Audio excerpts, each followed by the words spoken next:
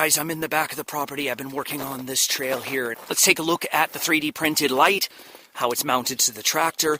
The switch is on the side there. You just switch it on. And you can see it just mounts around the roll bar or the ropes, whatever you want to call it. Rollover protection system. It just mounts to it with these bolts, plastic bolts. This model here has the RC battery. We'll just pop this one open, take a look inside.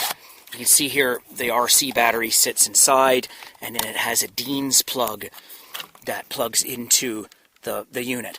So this one's a little different than the gold one. The gold one has a built-in battery pack. It's a 1500 milliamp hour LiPo. It's a 2S, and it just fits in there like that. And then slide the cover on. The cover hasn't fell off yet, and that's it. That's the whole unit.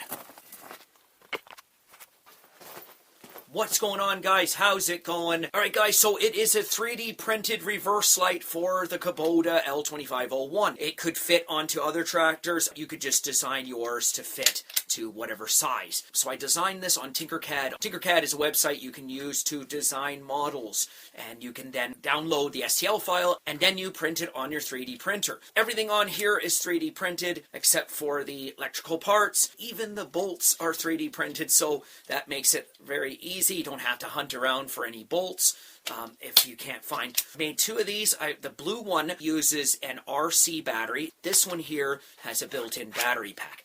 And the battery pack is just two 18650 lithium batteries. And I just used my new little spot welder and I put together this little battery pack. So what we'll do is we'll take a quick look inside of here and then we'll get into the build. Let's get into it right now.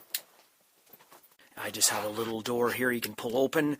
We have our 18650 battery pack here. I used the new spot welder to put together. Battery pack, we have a boost module here. So that boosts the 3.7 volts to 14 volts to run the 5-watt LED chip. Then we have a charge module here. So that one's also a power bank module as well. And then we have the toggle switch to turn on and off. So it's a very simple design. The blue model of this one uses a Dean's plug, so you can use your RC car battery or drone battery if you have one of those. This model here, you don't have to take the battery in and out. So everything on this is very simple to put together. There's only a negative and a positive in and a negative positive out. All right, so let's get into the build.